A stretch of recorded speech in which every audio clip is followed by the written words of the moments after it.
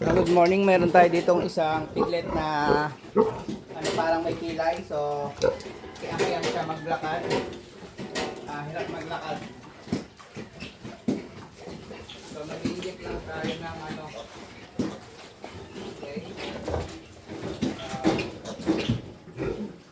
Mag-inject tayo sa piglet na pilay-pilay dito ng bacteria. So, itong available natin na antibiotic ngayon.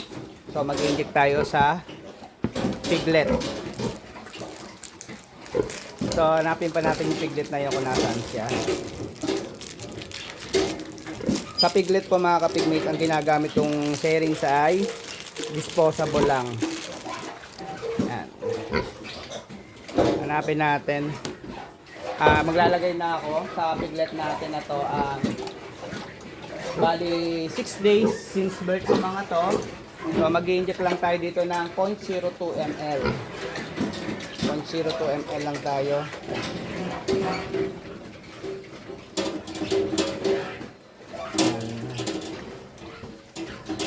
Ayan. Diba, kita nyo? Focus. Focus. Ayaw mag-focus. Basta 0.2 ml lang mga kapigmate ha. Hanapin ko lang yung piglet na pipilay-pilay dito.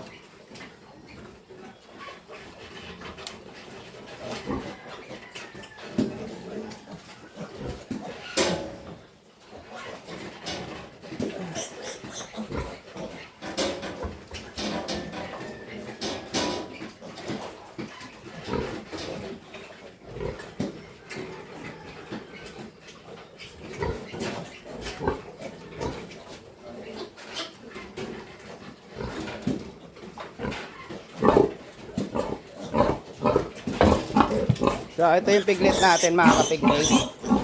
Yan. So, makikita nyo, paga yung kanyang paa. Ito po ay tinatawag na arthritis. Yan.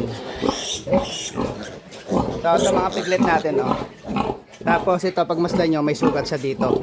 Isprayan lang natin to ng Convenex.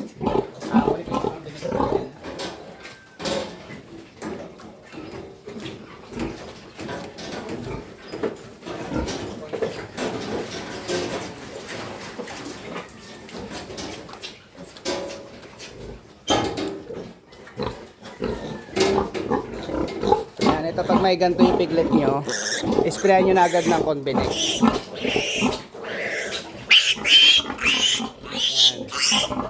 Tapos injikan natin ng 0.02 na antibiotic.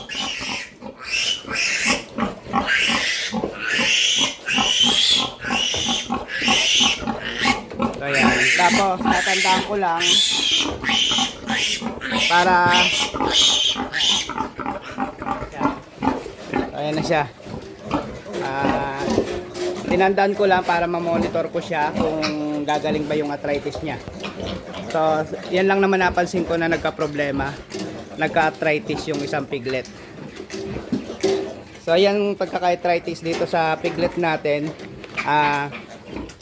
Ano po yan? Parang sa 8 umanak na inahin, ang piglet natin na nagkakaganyan, 4 or 5.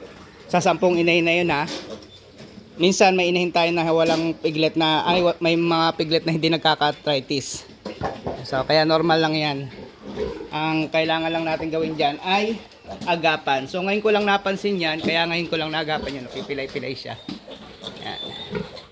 Pero yung ganyan, pag nakapag-inject naman ako ng antibiotic mga kapigmate, pinakamatagal na yan ay 3 days. Okay na yan, galing na yan.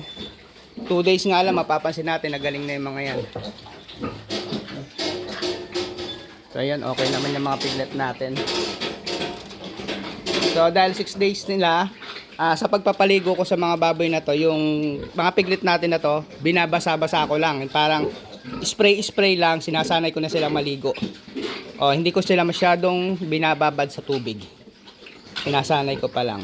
Tapos itong ganito, pag may alam kayo na piglet na may diferensya, hanggat maaari, huwag nyong babasain. Okay, wag niyong babasahin yung mga piglet niyo na may diferensya or may problema. Yan kagaya nun, kasi pag binasa niyo yung ganyan na piglet na may problema, imbis na gumaling yan, mas lalala po. Ito mga to, ito. okay lang tong pagbabasain tong mga to kasi mga malalakas to. Yan. So yun lang, good morning.